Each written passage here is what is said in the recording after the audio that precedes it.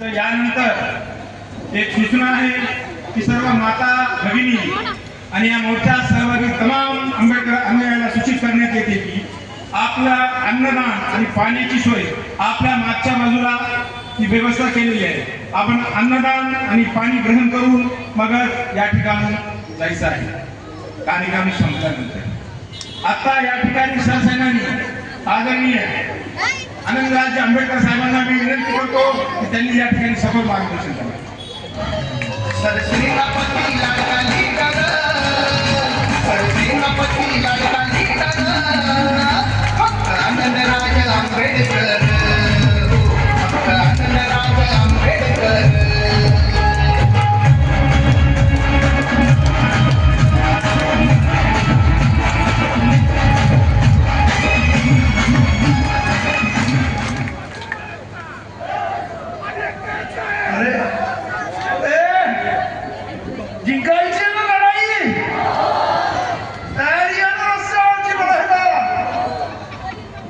या भारतामध्ये एकच कायदा चालतो, तो म्हणजे जिसके हात में डंडी उसकी भैंस. त्यामुळं या देशामध्ये आपल्याला सरकार किती काय म्हणत असेल तरी तुमची आणि माझी वचनपूर्ण एकत्र झाली तर सरकारला मला सांगावंच वाटतं. एक आंबेडकरवादी त्या दिल्लीला बसला, धर्मेंद्र राजीनामा द्यावा लागला. इथे बाबासाहेबांचा नातू आहे. काय होणार देवेंद्र तुझं?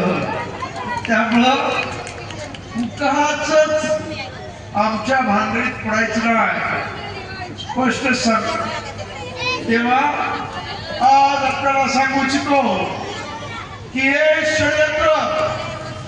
षडयंत्र भाजपा RSS यांचं मिळून आहे. याला माहित आहे हे 3.5% लोक या देशातल्या 85% लोकांवरती राज्य करत आहेत आणि त्यांनी तुम्हाला पहिल्यांदा हिंदू मुस्लिम धर्माच्या नावाखाली वाटलं आणि सत्ता घेतलेली आहे.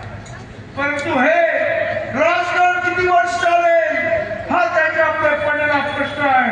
आणि म्हणून त्यानंतर सत्ता आल्यावर या महाराष्ट्रामध्ये तुम्ही पाहिलं असेल की आम्ही मराठा वर्सेस कुणबी असा वाद लागला. त्यानंतर आदिवासी वर्सेस धनगर हा वाद लागला. त्यानंतर आता अनुसूचित जाती मधल्या मोजक्या बाबांना हाताशी घेऊन आमच्यामध्ये वाद लावायचा प्रयत्न करताय. पण त्यांना माहित नाही ही बाबासाहेब आंबेडकरांची औलाद आहे. आजचा दिवस तुम्ही पहिला जो हा मोर्चा काढला हा एक अत्यंत ऐतिहासिक दिवस आहे. आपल्याला कोणाला माहित असेल पण 10 ऑगस्ट 1950 साली बाबासाहेब आंबेडकरांनी पहिल्यांदा अनुच्छेद 341 मध्ये अनुसूचित जातीला रिझर्वेशन जाहीर केलं.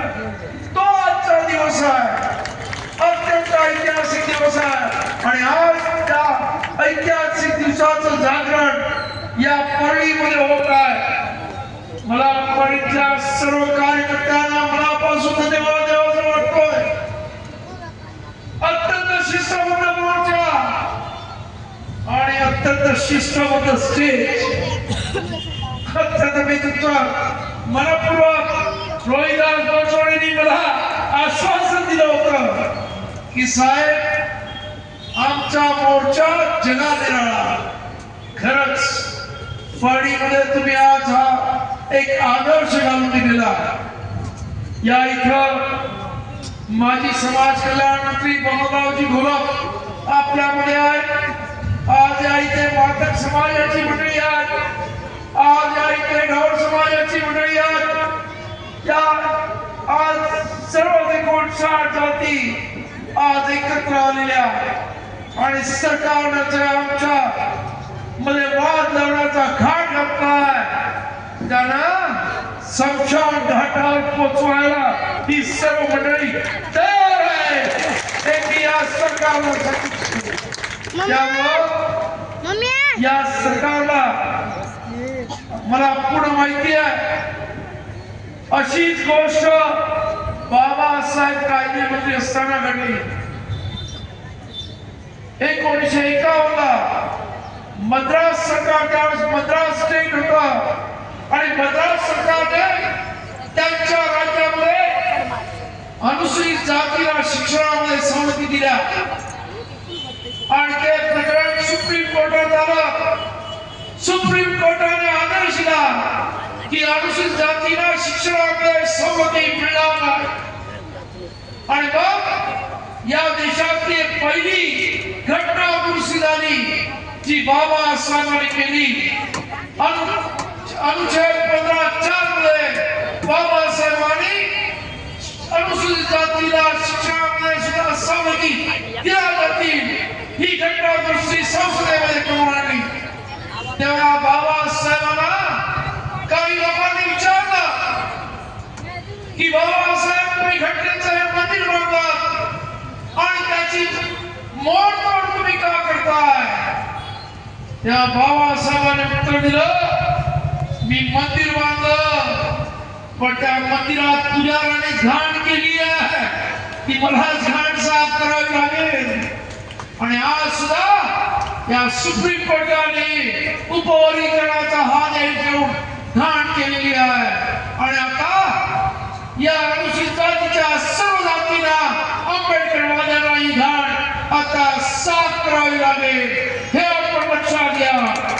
आणि त्यासाठीच आज महाराष्ट्रामध्ये जिल्ह्यामध्ये प्रचंड मोर्चे निघतात. काल नांदेडला तर असा असा मोर्चा निघाला. 1.5-2 लाख लोक होती. स्वतः एसपी त्याच्या ऑफिस मध्ये बघत होता आणि त्यानंतर मला मेसेज पाठवला प्रचंड मोर्चा होता. एवढे प्रचंड ताकदीने लोक होतात. ही लोक कोणी आणत नाही उत्स्फूर्तपणे येत आहेत. लोकांचा जनताला लोकांचा आक्रोश आहे. त्याच्या बापानं दिलंय अरे तुमची अवकात नाही आमचं हिरावून घ्यायची आमच्या बापाची प्रॉपर्टी हे लक्षात घ्या. बापाची प्रॉपर्टी हिसकावून घ्यायचा प्रयत्न केला तर त्याची लेकरं तुमच्या नरडीचा घोट आणि म्हणून या देवेंद्र फडणवीस आम्हाला सांगणार की स्वतः वकील म्हणतोस अरे त्या विधानसभेमध्ये 10 खोटं बोलतोस. जरा ज्या जनतेवरती त्याच्या मतावरती निवडून येतात या जनतेच्या बळावरती मुख्यमंत्री झालास त्या विधानसभेमध्ये प्रामाणिकपणे सांगतो काय त्या जजमेंट मध्ये लिहिलेला 1 ऑगस्ट 2024 रोजीची जजमेंट झाली. अर्थात ती खरं म्हणजे जजमेंट सुद्धा नाही आहे असं माझं म्हणणं आहे. कारण त्याच्या आधी नरेंद्र मोदी यांनी एका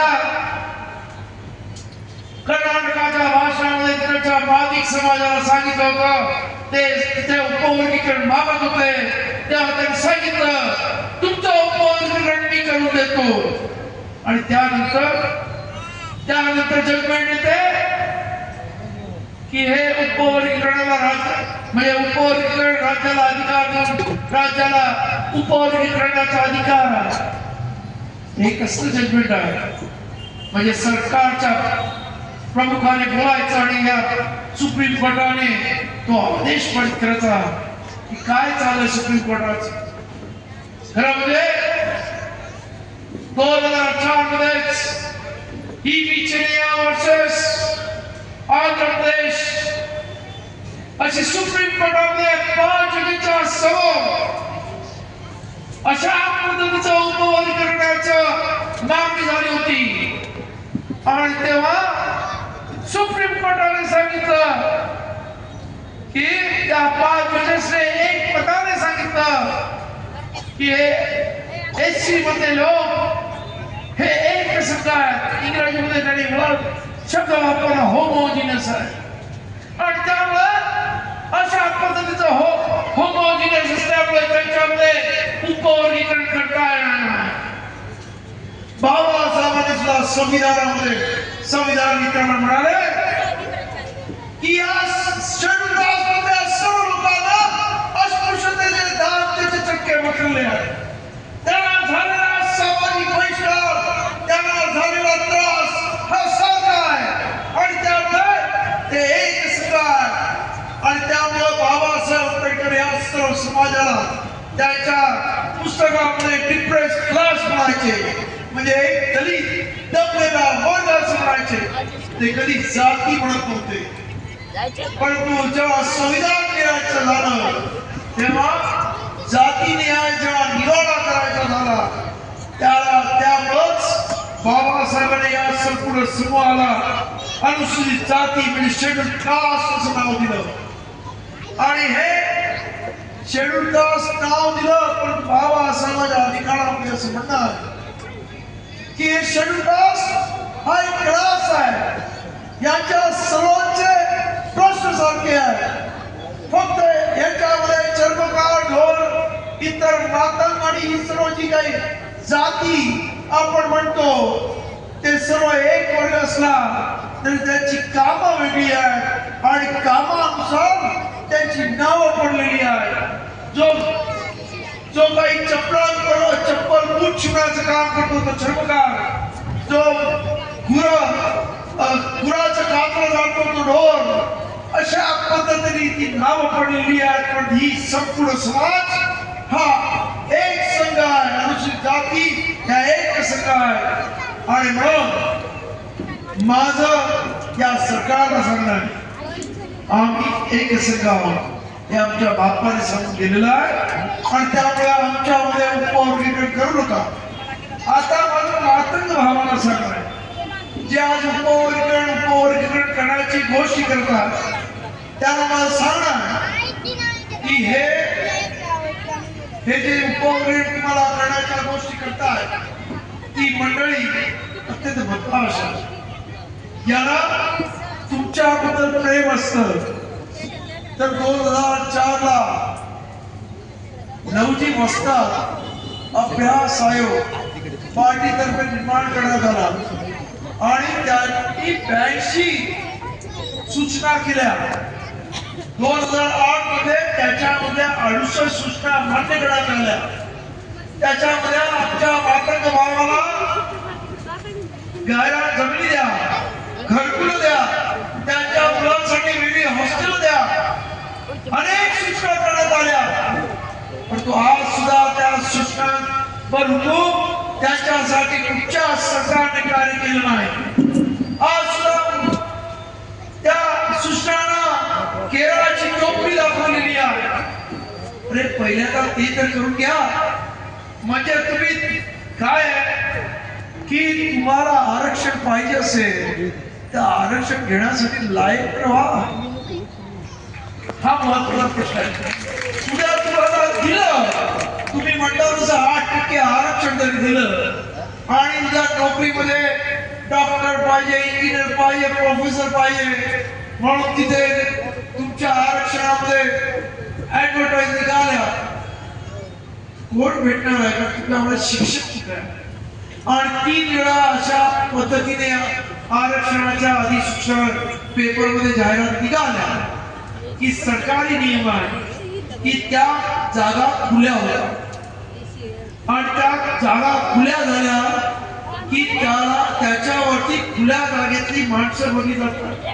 पण सरकारचं धोरण असं आहे की यांना जास्तीच्या जागा द्यायच्या, ते आरक्षण भरलं जाणार नाही, मग खुल्या प्रवर्गामधली माणसं यांच्या जागा घेतील आणि जे खऱ्या अर्थानं अनुसूचित जातीमधली मंडळी आहेत त्यांना हे आरक्षणातून बघून टाकायचं. अशा पद्धतीचा हा अपकारचा डाव या सरकारचा आहे आणि तो आपल्याला उजवायचा आहे.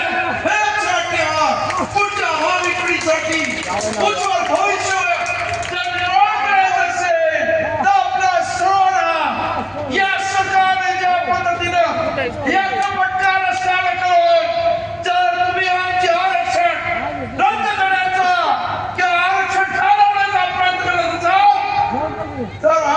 महत्वाची गाठ आहे, लक्षात ठेवा. सरकारनं तुम्ही किती शाळे समजत असाल, पण बाबासाहेबांची औलाद आता शिकली समजलेली आहे, येडे गबाळी राहिले नाही.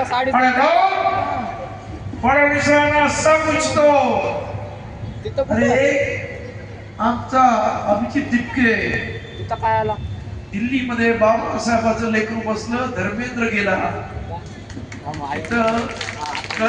बाबासाहेबांची लेकरं बसली. देवेंद्र तू कधी जाशील कळणार नाही रे, त्यामुळं पडू नकोस एवढं सांगतो.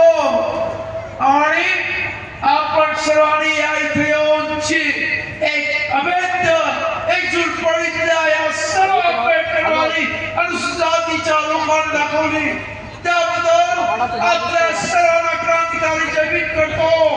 आणि अशा पद्धतीने उद्या जर ह्याच्यामध्ये गोष्टी आली असेल, देवेंद्र तुझ्यामध्ये गोष्टी आली असेल, तर मग जंतर मंतर मधली पोरं 17-18 वर्षाची होती, त्याच्यावरती काठ्या चालवल्या, त्याच्यावरती पेहेटगन चालवल्या. आमची ही पोरं लय लय कुणाची ते काय काय चालवतील, काय करणार नाही तुला. ते तुझ्या नागपूरमध्ये पण रेशीम बागेत घुसायला माग पुढे बघणार नाही रे, त्यामुळे सांभाळून एवढं सांगतो. आणि आपली जागी तो